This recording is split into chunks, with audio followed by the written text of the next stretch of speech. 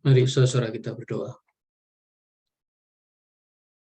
Terima kasih Tuhan untuk kesempatan kami boleh bersekutu kembali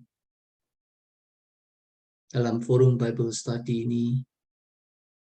Kami memohon hikmat dari Tuhan, dari Roh Kudus, supaya ketika kami menelaah firman-Mu, kami dituntun pada kebenaran-Mu. Ampuni segala salah dan dosa kami yang tidak berkenan di hati-Mu, yang menghalangi persekutuan kami dengan diri-Mu. Kiranya kuasa salib dan darah Yesus Kristus selalu cukup untuk memperdamaikan kami dengan diri-Mu.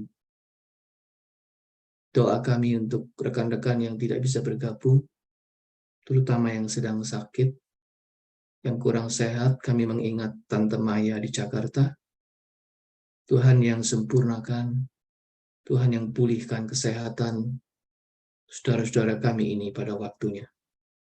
Yang sedang bekerja, Tuhan topang dan Tuhan sertai. Yang dalam perjalanan, Tuhan juga sertai.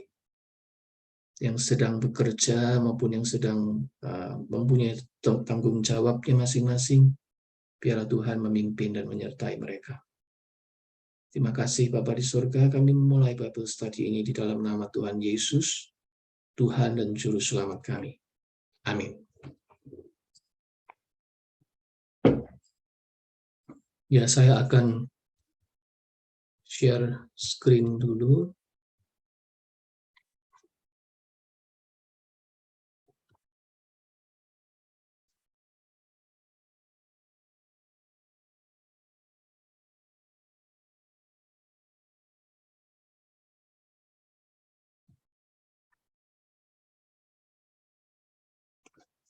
Ya, kita sudah sampai pada pertemuan yang ke-8 pada tema Life After Death. What is it like ini? Nah, seperti yang kita bicarakan dalam pertemuan lalu, saudara-saudara, bahwa kita itu ketika di kekekalan, kita masih tetap punya identity kita. Identity kita tidak hilang. Seperti yang kita sudah bicarakan, nama kita itu tercatat di kitab kehidupan. Itu berarti tiap-tiap kita punya nama. Ya. Di sorga kita tidak menjadi anonim. Kita bukan cuma sekelompok orang yang bersama-sama memuji Tuhan di sorga, tapi kita tetap punya nama, kita tetap punya identity sebagaimana yang kita pahami di dunia ini. Nah, cuman pertanyaannya tentu saja, what identity that is still remain with me in heaven? Ya, karena identity kita itu banyak elemennya. Ya. Saya Pipi Agus Dali misalnya. Saya pendeta GKI. Saya suaminya Lindiawati. Saya ayahnya Kevin dan Samantha. Saya tinggal di West Covina, Los Angeles, California. Dan seterusnya. Ya. Identitas saya itu ada macam-macam elemennya. Nah, pertanyaannya adalah, waktu kita di eternity, itu identity apa yang masih tersisa pada kita? Bukankah kalau saya disebut tinggal di West Covina, sudah nggak relevan lagi, West Covina sudah nggak ada di eternity. Gitu. Ya. Jadi, identity yang mana yang masih tersisa? Itu pertanyaan kita. Sebab identity, I am, titik-titik-titik, itu punya banyak elemen seperti yang saya katakan. Ada faktor physical element. Yang membuat saya punya identity seperti ini adalah karena saya punya fisik seperti ini. Ya, karena saya punya physical seperti ini, orang-orang melihat saya, oh ini pendeta Bibi. Ya, karena ciri-ciri fisiknya ini. Ya, kita punya physical elements. Lalu kita punya image atau kita punya status.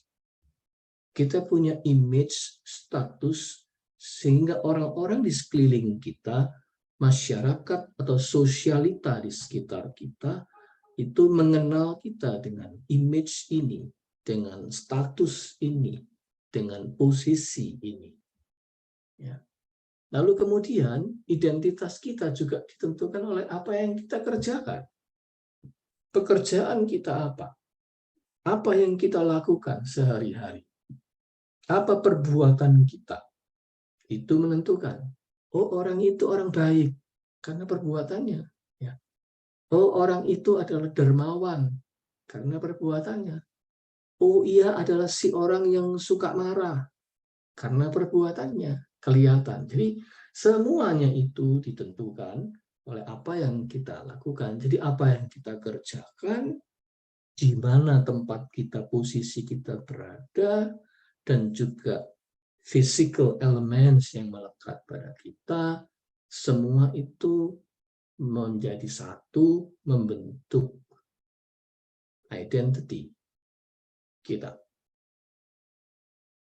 Nah, pertanyaannya sekali lagi, ketika kita sampai di kekekalan, identity apa yang masih tersisa?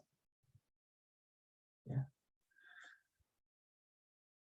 Di tengah itu, ya, di interseksi dari ketiga lingkaran physical elements, activities, and image itu, di tengahnya itu ada core of your or my identity. Core dari identity kita itu apa? Itulah yang paling penting. Di mata Tuhan, identity kita itu ada di situ, di core-nya. In God's sight, what is the very core of my identity? Ini persoalan yang penting sekali, ya, menyangkut identitas kita sejak kita di dunia ini, ya, dan nanti terbawa sampai kita di kekekalan. Karena kalau soal pekerjaan, enggak lagi. Ya. Kalau soal ciri-ciri fisik, udah pasti enggak memper lagi. Ya. Enggak bisa persis seperti yang kita bayangkan di sini. Ya. Sudah jauh lebih perfect. Seperti apa itu kita enggak membayangkan. Ya. Jadi kalau begitu sebenarnya, apalagi status kekayaan kita, ya, kemampuan-kemampuan kita, kekuatan-kekuatan kita, apapun itu bukan core-nya dari identity kita. Ya, itu yang paling penting, yang kita harus tahu dan kita sadari sejak sekarang. Sekarang kita akan lihat Alkitab. Di dalam Efesus 1 ayat 14, ini sudah pernah kita bicarakan waktu kita membahas surat Efesus. Di dalam Dia kamu juga, karena kamu telah mendengar firman kebenaran, yaitu Injil keselamatanmu, di dalam Dia kamu juga, ketika kamu percaya, dimeteraikan dengan Roh Kudus yang dijanjikannya itu, dan Roh Kudus itu adalah jaminan bagian kita sampai kita memperoleh seluruhnya, yaitu penebusan yang menjadikan kita milik Allah untuk memuji kemuliaannya. Perhatikan kata milik Allah. kita itu adalah milik Allah yang mendapatkan semua hak atas kekekalan, dan depositnya sudah diberikan waktu kita di dunia. Depositnya itu di depan sudah diberikan sebagai garansi, dan itulah yang namanya Roh Kudus. Roh Kudus itu menjamin bahwa kita itu kelak akan mendapat status yang jelas di eternal life, yaitu kita belong to God. Nah, konkretnya apa? Perhatikan Roma 8 ayat 15-16 dan Yohanes 1 ayat 12. Sebab kamu tidak menerima roh perbudakan yang membuat kamu menjadi takut lagi. Tetapi kamu telah menerima roh yang menjadikan kamu anak Allah. Oleh roh itu kita berseru, ya Aba, ya Bapa. Roh itu bersaksi bersama-sama dengan roh kita bahwa kita adalah anak-anak Allah. Lalu Yohanes 1 ayat 12, tetapi semua orang yang menerimanya, menerima Yesus, diberinya hak atau kuasa supaya menjadi anak-anak Allah, yaitu mereka yang percaya dalam namanya. Jadi pengertian belong to God itu, pengertian bahwa kita itu dimiliki oleh Tuhan, status milik Tuhan itu, itulah yang disebut sebagai kita itu menjadi anak Allah. Kalau pakai bahasa surat Efesus, we are adopted. Kita diadopsi oleh kuasa penebusan Kristus, sehingga kita mendapat hak penuh waris kerajaan surga. Itulah yang namanya kita ini anak-anak Allah. Jadi the very core of your identity, my identity, itu adalah kita ini anak Allah. Sejak kita percaya Yesus di dunia ini, kita diadopt menjadi anak Allah, dan status anak Allah itu akan remain still with us until eternity. Semua yang lain itu bisa tidak relevan lagi, atau at least tidak bisa cocok lagi, karena kita sudah memasuki dunia baru, yaitu eternal life. Tetapi status kita sebagai anak Allah itu adalah core yang tidak akan pernah hilang, dan itu inti yang dibutuhkan itu dulu, itu yang jadi pegangan. Yang pasti bahwa kita di sana punya identitas sebagai anak Allah. Itu core-nya dulu. Ya.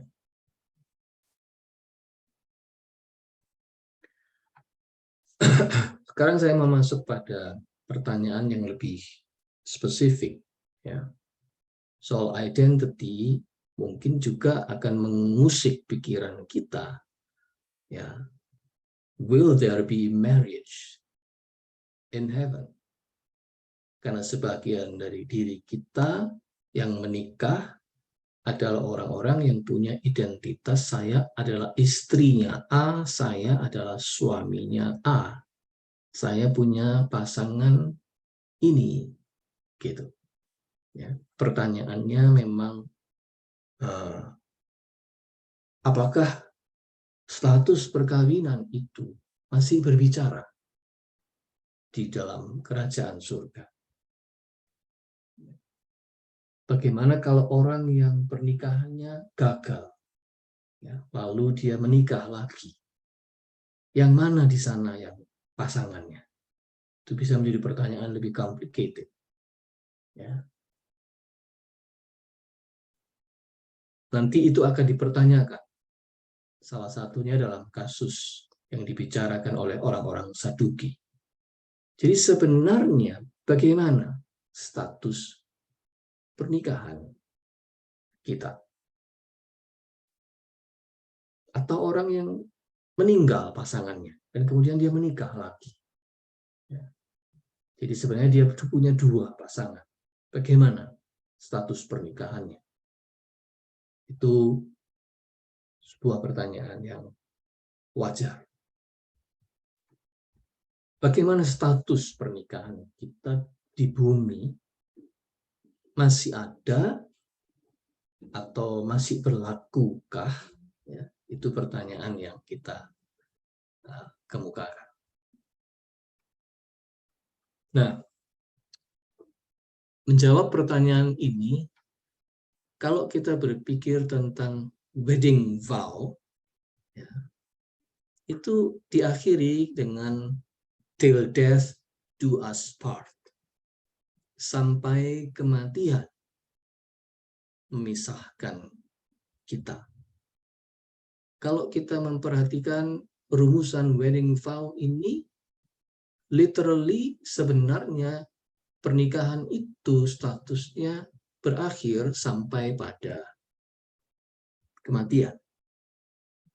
Kematian memisahkan, maka status itu berhenti. Itu sebabnya ada orang yang kemudian menikah kembali ketika pasangannya sudah meninggal, ya, dia karena memang pernikahannya yang dahulu sudah berakhir, ya, sampai di batas kematian. Oh, itu berarti sebenarnya literally kita boleh membayangkan ya tidak akan terbawa sampai di kegagalan, karena pernikahan di dunia ini akan berakhir di kematian. Ya, itu mungkin salah satu logika yang ada di kepala orang, di banyak orang, kepala banyak orang. Ya, nanti kita akan bicarakan lebih jauh.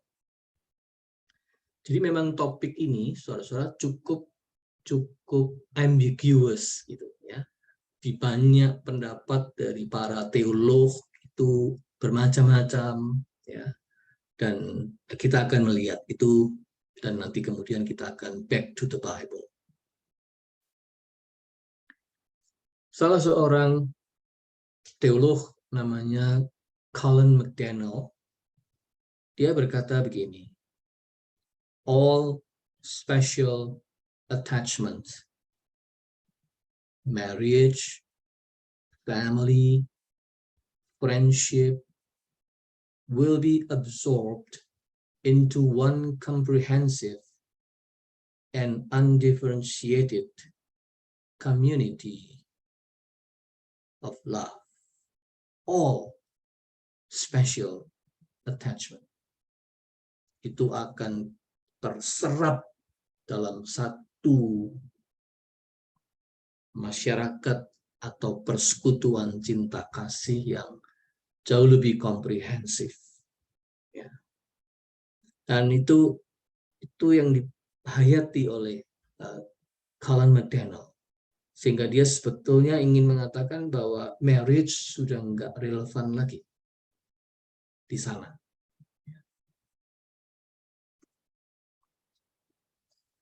Yang kedua itu Randy Alcorn. Randy Alcorn mengatakan, in heaven there will be one marriage, not many. That marriage will be that earthly marriage symbolized and pointed to the marriage of Christ to his bride, the church. So we will all be married, but to Christ.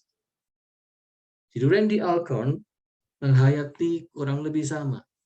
Di surga cuma ada satu pernikahan, yaitu pernikahan Kristus dengan gerejanya. Jadi kita semua ini menikah dengan Kristus. Cuma itu. Jadi semua pernikahan yang lain enggak ada lagi.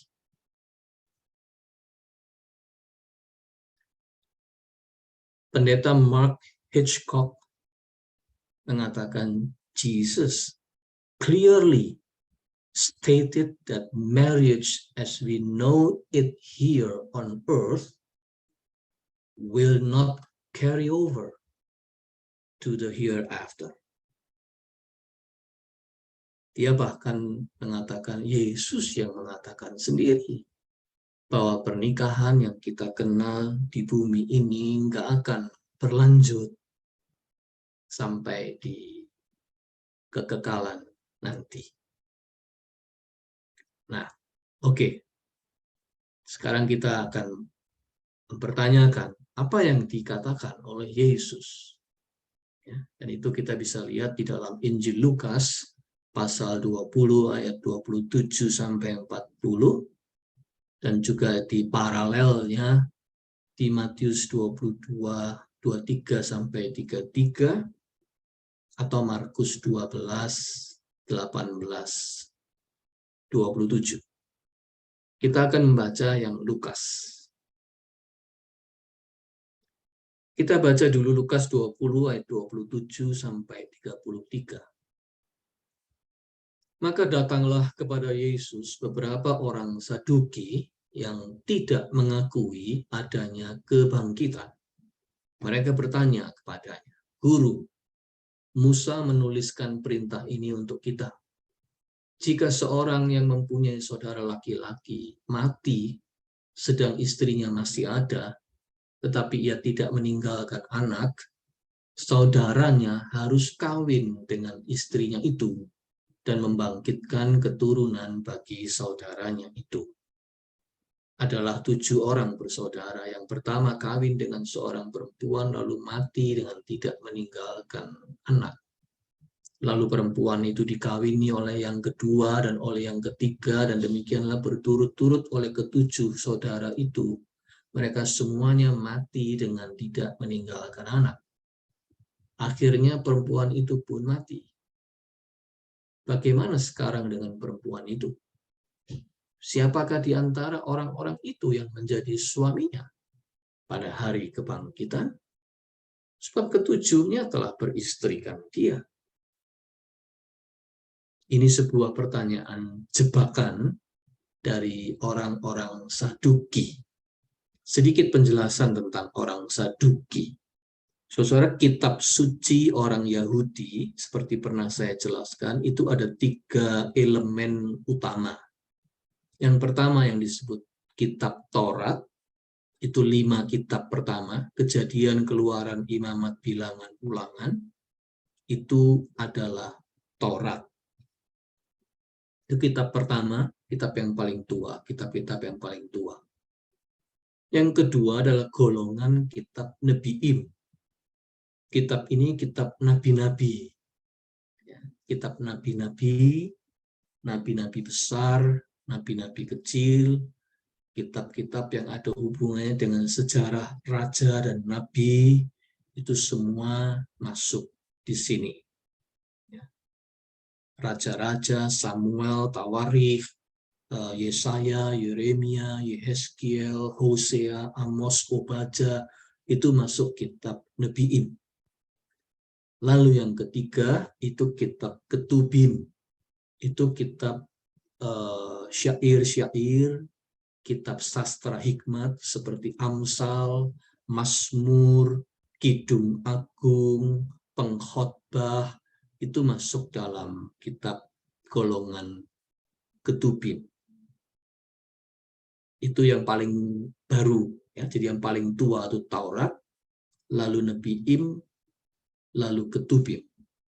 Nah, tidak semua golongan orang Yahudi mempercayai seluruhnya. Antara lain itu golongan Saduki.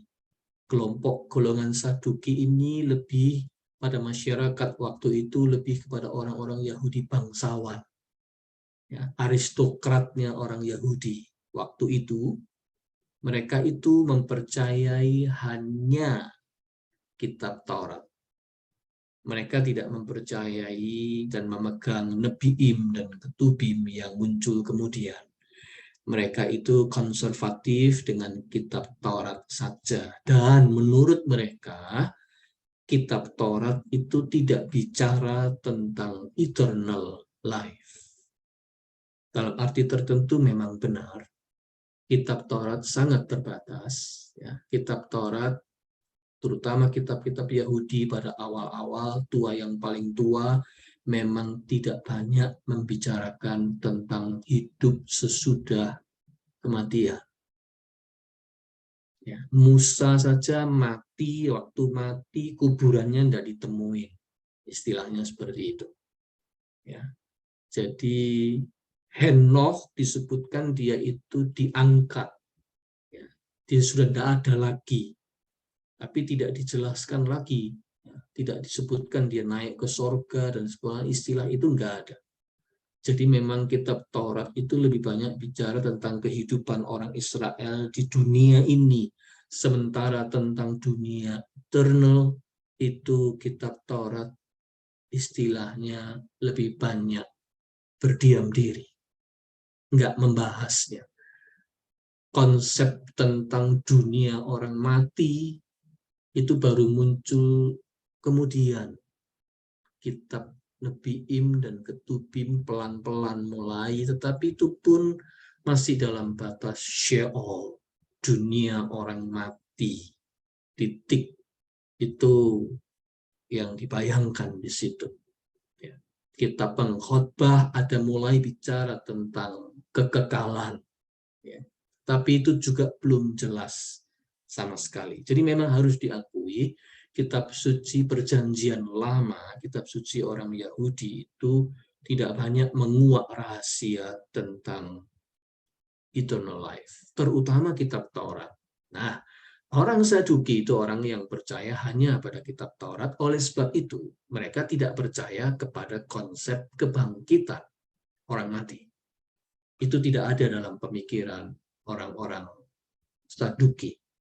Makanya mereka menyerang Yesus pada konsep itu dengan menggunakan kitab Ulangan. Kitab Ulangan itu salah satu dari kitab Taurat. Kitab Ulangan mengenal hukum yang namanya hukum perkawinan Levirat. Hukum perkawinan ipar, saudara ipar. Apabila orang-orang yang bersaudara tinggal bersama-sama dengan seorang daripada mereka dan seorang daripada mereka mati dengan tidak meninggalkan anak laki-laki, maka janganlah istri orang yang mati itu kawin dengan orang di luar lingkungan keluarganya. Saudara suaminya haruslah menghampiri dia dan mengambil dia menjadi istrinya, dan dengan demikian melakukan kewajiban perkawinan ipar. Maka anak sulung yang nanti dilahirkan perempuan itu haruslah dianggap sebagai anak saudara yang sudah mati itu, supaya nama itu jangan terhapus dari antara orang Israel. Jadi itu hukum Levirat di dalam kitab Ulangan yang mengharuskan seorang saudara menikahi istri dari saudaranya yang mati tanpa meninggalkan anak, supaya melahirkan keturunan. Jadi itu konsep perkawinan Levirat. Nah, konsep perkawinan Levirat inilah yang di bring up dengan di exaggerate, ya, dengan di exaggerate oleh orang Yahudi, orang Saduki di hadapan Yesus, dengan menceritakan kasus yang diekstrimkan, yaitu kalau orang itu mati lalu dikawini lagi oleh saudaranya, lalu mati lagi sampai 7 kali dan tetap nggak punya anak. Lalu yang dilemparkan pertanyaannya oleh orang-orang Saduki kepada Yesus, nanti di dunia eternal yang katanya kamu ada kebangkitan orang mati itu, orang ini istrinya siapa? Gitu. Ya. Jadi itulah yang dijadikan kasus untuk menjebak Yesus. oleh orang-orang Saduki. Nah, sekarang kita melihat jawaban Yesus. Lukas 20 ayat 34 sampai 40. Jawab Yesus kepada mereka, orang-orang dunia ini kawin dan dikawinkan. Tetapi mereka yang dianggap layak untuk mendapat bagian dalam dunia yang lain itu dan dalam kebangkitan dari antara orang mati tidak kawin dan tidak dikawinkan. Sebab mereka tidak dapat mati lagi. Mereka sama seperti malaikat-malaikat dan mereka adalah anak-anak Allah karena mereka telah dibangkitkan. Tentang bangkitnya orang-orang mati, Musa telah memberitahukannya dalam nas tentang semak duri, di mana Tuhan disebut Allah Abraham, Allah Ishak, dan Allah Yakub. Ia bukan Allah orang mati, melainkan Allah orang hidup. Sebab di hadapan Dia, semua orang hidup. Maksudnya Tuhan Yesus mau menegaskan bahwa kebangkitan itu ada. Karena Allah itu Allahnya orang hidup. Tidak ada orang yang mati dibiarkan mati. Tuhan akan membangkitkannya. Itu maksudnya. Lalu mendengar hal itu, beberapa ahli Taurat berkata, Guru, jawabmu itu tepat sekali. Ya, ahli Taurat atau orang Farisi itu orang yang sepaham ya, dengan Yesus dalam kasus kebangkitan orang mati. Mereka itu juga bertentangan dengan orang Saduki dalam soal ini. Itu sebabnya mereka mengatakan, Guru, jawabmu itu tepat sekali. Ya. Sebab mereka tidak berani lagi menanyakan apa-apa kepada Yesus. Jadi ini sebetulnya dialog yang tujuannya tidak langsung bicara tentang perkawinan di surga, ya, tapi implicitly muncul. Kasusnya lebih kepada kebangkitan orang mati. Ada atau tidak. Itu pertentangan antara orang Yahudi, Saduki melawan Yesus. Tetapi implisit kita mendapatkan jawaban yang menyinggung faktor tentang pernikahan dalam konteks eternal life. Ya. Dari jawaban Yesus ini, saudara-saudara, kita boleh menyimpulkan ya bahwa yang di dunia lain, yang istilahnya Tuhan Yesus di situ dunia lain atau eternity itu akan berlangsung 3 prinsip ini. Pertama,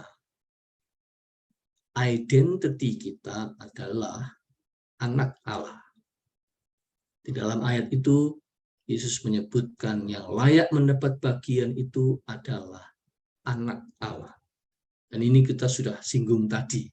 Ya, jadi memang benar.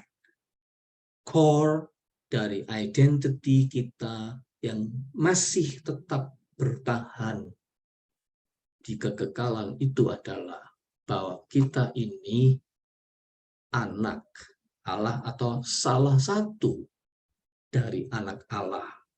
Dari sekian banyak anak-anak Allah yang lain. Kita diadopsi oleh Allah menjadi anaknya. Identity kita adalah anak Allah. Kebenaran yang kedua adalah di eternity itu kita tidak mati lagi. Sama seperti malaikat istilahnya. Jadi kalau disebutkan sama seperti malaikat, itu konteksnya di sini adalah kita tidak mati lagi. Jadi jangan dibayangkan kita sama seperti malaikat itu artinya kita berubah bentuk jadi kayak malaikat. Ya, jadi itu imajinasi itu harus kita koreksi. Ya, jadi jangan dibayangkan kita akan menjadi sama seperti malaikat. Makanya tadi saya dalam percakapan saya di depan dengan Bu Delana, ada bayangan bahwa nanti kita tidak ada laki, tidak ada perempuan lagi. Karena apa? Karena sudah dibayangkan seperti malaikat. Padahal pengertian seperti malaikat ini tidak menyangkut soal physically-nya. Ya, pengertian seperti malaikat itu artinya kita nggak mati lagi. Kita ini kekal. Di dunia eternity nggak ada kematian lagi. Makanya disebut di situ istilahnya lain dibangkitkan atau telah dibangkitkan. Di hadapan Allah yang ada cuma orang yang hidup. Sebab dia Allah, orang hidup. Istilahnya Tuhan Yesus seperti itu. Jadi itu fakta kedua, yaitu bahwa kita di eternity tidak mati lagi. Otomatis, yang ketiga, tidak perlu ada perkawinan lagi. Istilahnya tidak kawin dan dikawinkan dalam ayat yang dipakai di situ. Konsep perkawinan pada zaman itu terutama itu adalah menekankan mengenai apa? Mengenai penerusan nama, kan sebetulnya. Perkawinan itu sebetulnya menyambung ke keberadaan manusia untuk seterusnya. Seperti yang dulu di depan saya katakan. Manusia itu pada dasarnya punya desire untuk menjadi kekal. Walaupun sebetulnya tidak kekal ketika dia di dunia ini. Ya, salah satu wujud desire-nya untuk menjadi kekal adalah dia menikah. Dan dia mau mengabadikan namanya lewat garis keturunannya. Jadi sebenarnya pernikahan itu dalam konsepsi ini ada hubungannya dengan potensi manusia untuk mati. Karena manusia itu bisa mati, itu sebabnya pernikahan menjadi relevan. Gitu. Nah, tapi kalau di dunia eternal, manusia tidak mati lagi. Tidak ada kebutuhan untuk mengabadikan namanya atau mengabadikan keturunannya. Itu sebabnya perkawinan menjadi tidak dibutuhkan lagi. Jadi tidak perlu ada perkawinan lagi. 3 fakta inilah yang dikatakan oleh Yesus. Meskipun tentu saja masih banyak pertanyaan di sekitar 3 fakta ini. Ya, ada banyak dimensi yang kita bisa pertanyakan, tetapi kita harus puas dengan 3 ini. Memang yang dikatakan Yesus yang pasti adalah 3 ini. Apakah 3 ini menjawab semua pertanyaan kita? Itu soal lain. Ya, tetapi ketiga ini adalah satu kebenaran yang biblical, yang Tuhan Yesus sendiri ungkapkan melalui percakapannya dengan orang Saduki implicitly. Ya, bahwa identitas kita di sana adalah anak Allah. Yang kedua, kita tidak mati lagi. Itulah artinya kita sama seperti malaikat dan telah dibangkitkan. Dan yang ketiga, perkawinan tidak dibutuhkan lagi. Itulah pengertian yang kita dapat. Walaupun seperti yang saya katakan tadi, konsekuensi daripada ini itu masih menimbulkan banyak pertanyaan. Ya, banyak pertanyaan yang mengusik pemikiran kita. Karena apa ya? Kita biasa kan di dunia ini membayangkan bahwa kalau kita itu meninggal, nanti di surga kita akan ketemu lagi dengan pasangan kita, ya, orang yang telah lebih dulu meninggalkan kita, akan terjadi reuni lagi, ya, dan sebagainya. Kita membayangkan itu seperti kita membayangkan di dunia ini bahwa ya itu ya tetap dia suamiku, dia istriku, ya di sana ya dia tetap suamiku dan istriku, gitu. Ya. Apakah benar seperti itu? Nah, itu yang menjadi pertanyaan. Kalau tidak benar seperti itu, tentu bagi sebagian orang bisa mengecewakan banget. Lalu bagaimana? Gitu ya. Lalu di sana saya ketemu dia, apa dia tidak kenal lagi kalau dia itu pasangan saya atau saya itu pasangannya dia. Ya, itu menjadi sesuatu yang amat mengganggu. Ya, tapi ya sisi lain mungkin ada orang yang ya memang lebih baik begitu, sebab saya punya suami, punya pasangan lebih daripada satu, gitu ya. Kalau nanti dikenal ada 2-3 di sana, nanti bertengkar di sana bagaimana gitu ya. Dan itu ada berbagai macam pertanyaan-pertanyaan di sekitar itu yang masih ada di dalam benak dan pemikiran kita. Suatu kali saya pernah dulu menghadiri satu upacara penguburan ya. Seorang yang sudah meninggal, dan orang ini disayang sekali oleh keluarganya. Tentu keluarganya berharap ya suatu saat mereka akan bertemu kembali, ya perpisahan ini akan perpisahan sementara, dan seterusnya dan seterusnya. Tapi kemudian pendeta yang menyampaikan firman Tuhan pada hari itu adalah pendeta yang dikenal memang keras, kalau ngomong plus plus plus plus, dan dia ngomong pakai ayat ini ya, untuk menjelaskan sesuatu dalam upacara itu. Dia menggunakan firman Tuhan ini, dan dia dengan kerasnya menjelaskan bahwa nanti di surga sudah tidak ada lagi ya, hubungan suami istri, hubungan keluarga seperti ini. Jadi tidak usah membayangkan kita itu akan punya pertemuan seperti yang terjadi di bumi ini. Kita sudah berbeda gitu ya. Tapi dia hanya menjelaskan itu saja, berhenti sampai di situ, dan itu menyentak sekali ya. Dan instead of menghibur, itu mengusik sekali ya. Keluarga yang kesusahan itu tidak merasa mendapat penghiburan dari firman Tuhan itu, malah diberitahu sesuatu yang tiba-tiba sepertinya harapan mereka salah. Jadi jangan membayangkan kamu akan ketemu lagi. Waduh, itu lalu menjadi sebuah perpisahan kekal ya. Ya, dan itu akan membuat kesedihan mereka menjadi lebih dalam. Saya juga heran waktu itu, waduh, ini pendeta ngomongnya keras banget, dan dia instead of menghibur, dia malah membuat orang tambah susah gitu ya. Walaupun mungkin maksudnya dia mau menjelaskan firman Tuhan, tetapi tidak pada tempatnya yang seperti itu, dan apalagi penjelasannya dia tidak completely ya, sehingga itu memberikan kesan yang sangat mengusik. Saya bisa membayangkan perasaan keluarga yang ditinggalkan waktu itu ya. Tapi ya itu, it happened gitu ya. Kadang-kala terjadi seperti itu, bahwa yang dimaksudkan sebagai penghiburan itu justru tidak memberikan penghiburan. Nah, sekarang pertanyaannya adalah, apakah perkawinan di bumi sudah tidak ada jejaknya sama sekali? Apakah statement dari Tuhan Yesus itu implikasinya adalah kita sudah tidak saling mengenali lagi sebagai pasangan?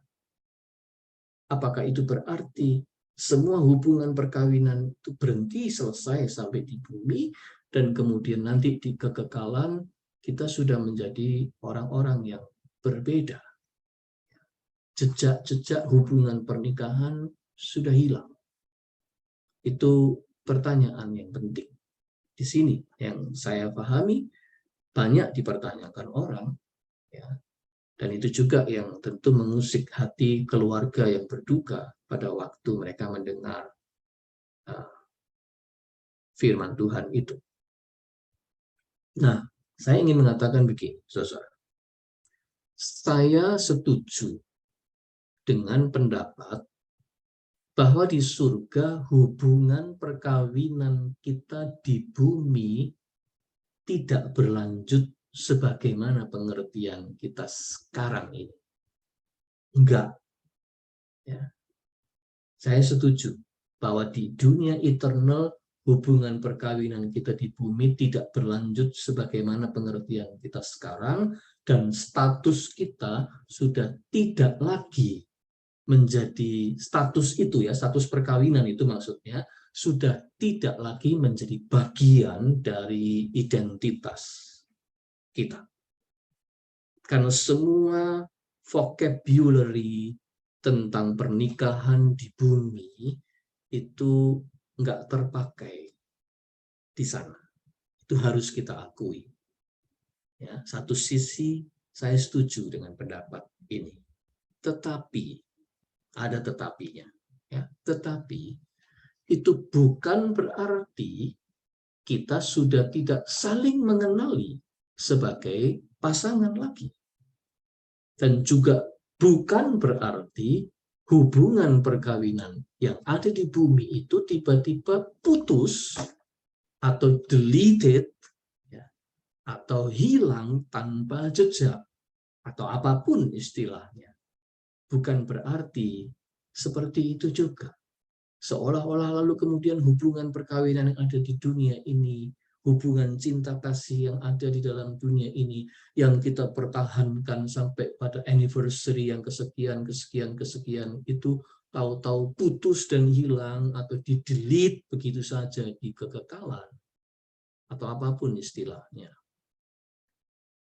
Saya yakin bukan itu yang terjadi. Mengapa? Saya yakin demikian. Sebab cinta kasih di dalam hubungan perkawinan itu di dalam Alkitab adalah contoh primer di bumi tentang hubungan kasih yang sebenarnya akan terjadi di surga nanti. Istilahnya perkawinan di bumi ini contoh primer, miniatur kecil dari hubungan cinta kasih yang sebenarnya berlangsung di kerajaan surga. Itu sebabnya Alkitab memakai metafora pernikahan untuk hubungan kita dengan Kristus. Kita ini disebut mempelai Kristus. Dan juga jangan lupa bahwa di surga kita adalah anak-anak Allah. Anak itu juga muncul dari vocabulary keluarga, kan? Jadi konsep keluarga itu sebetulnya konsep yang paling primer yang dipakai untuk menjelaskan fakta tentang hubungan cinta kasih yang perfect, yang sempurna, yang akan terjadi di kekekalan. Jadi itu sebabnya saya yakin bahwa hubungan yang sangat penting, yang menjadi contoh primer di bumi, tidak mungkin hubungan seperti itu tiba-tiba di-delete begitu saja. Tidak punya arti dan tidak punya relevansi sama sekali di surga. Itu pendapat saya. Sekalipun satu sisi saya setuju bahwa yang namanya pernikahan tidak akan terjadi lagi di surga, dan semua konsepsi pernikahan kita di bumi sudah tidak relevan lagi di surga. Tetapi jangan diambil kesimpulan ekstrim bahwa itu berarti lalu kita sudah menjadi orang yang lain sama sekali, dan kita tidak lagi punya jejak-jejak hubungan dalam hubungan pernikahan atau hubungan keluarga di antara kita satu dengan yang lain. Ya, misalnya anak dan papa ketemu sudah tidak tahu lagi ini anak atau ini yang papa, ini yang anak, karena sudah lain sama sekali. Tentu saya tidak melihat seperti itu. Surga pasti bukan seperti itu. Karena apapun hubungan cinta kasih keluarga itu adalah justru hubungan yang paling dekat, yang bisa menjadi simbol, yang bisa menjadi contoh, bisa menjadi miniatur untuk menjelaskan apa yang akan terjadi di surga nanti. Jadi, dalam keyakinan saya, berdasarkan pemahaman Alkitab ini, yang terjadi adalah kasih yang ada di antara pasangan mengalami peningkatan mutu. Pakai tanda kutip ya, mengalami peningkatan mutu hingga ke tahap yang sempurna dan tak terbayangkan sebelumnya. Itulah surga.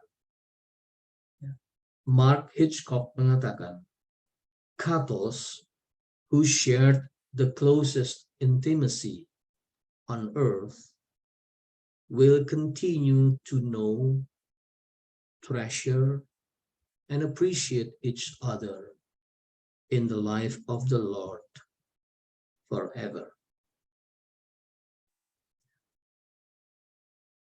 Jadi justru intimacy yang terjadi di bumi ini akan berlanjut dalam kualitas yang jauh berbeda, jauh lebih tinggi. Tetapi tetap ada something yang continue di situ. Atau lebih jelas lagi, Alan Gomez mengatakan begini, God takes nothing away from us in the eternal state except to replace it or to enhance it with something better.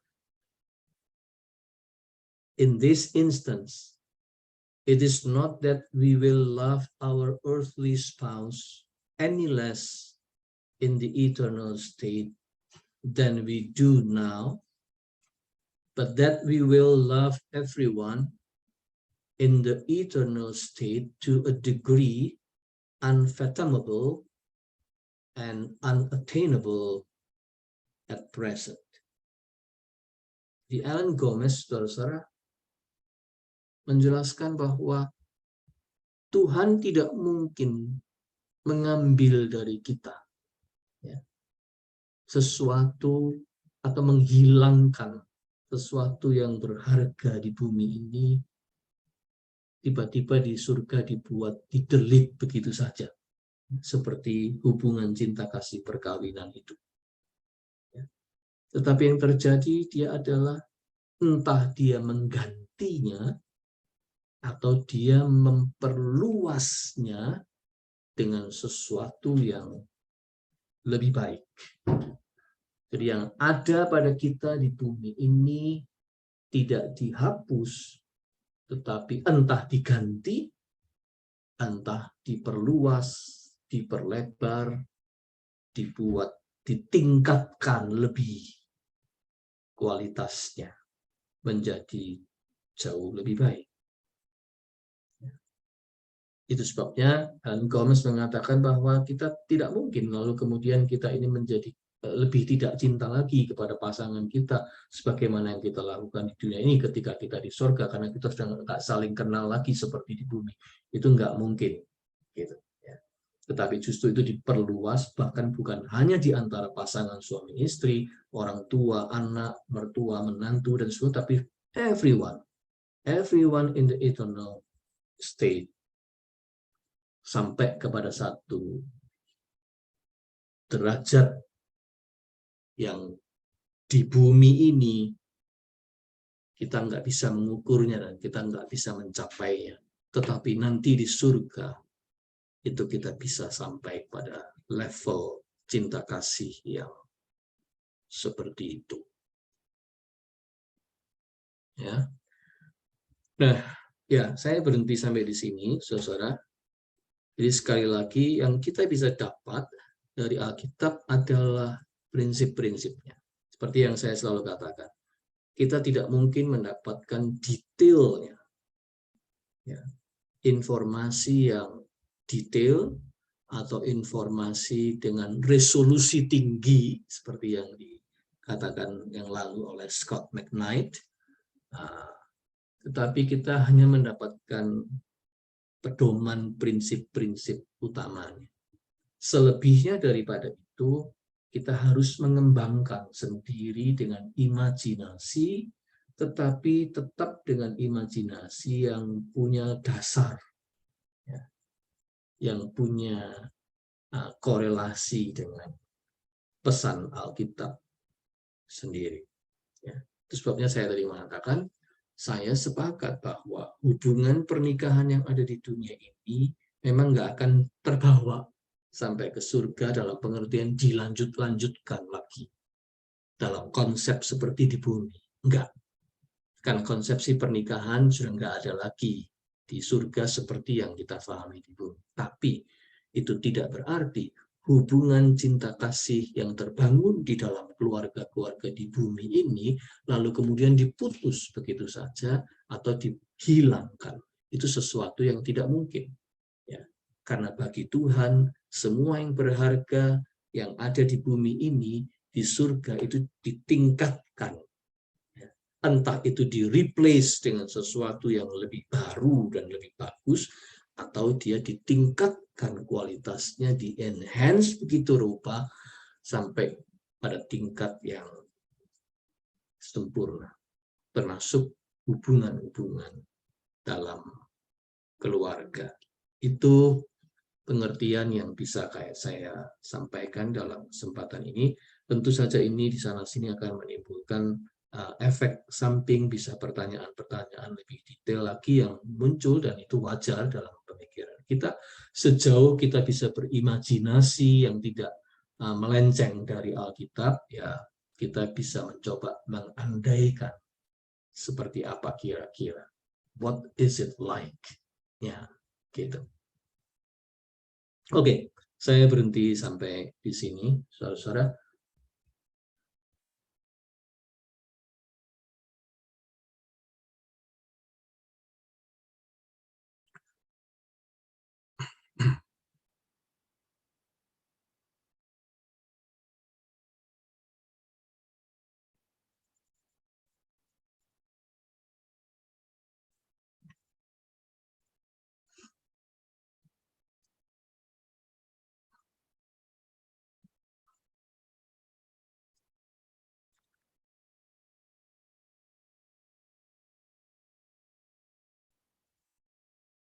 Ya, silakan kalau ada yang ingin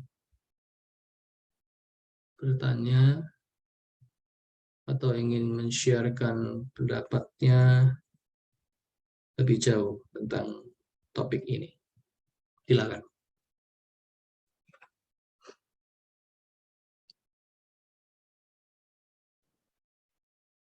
Recordingnya masih on, Pak Pepe.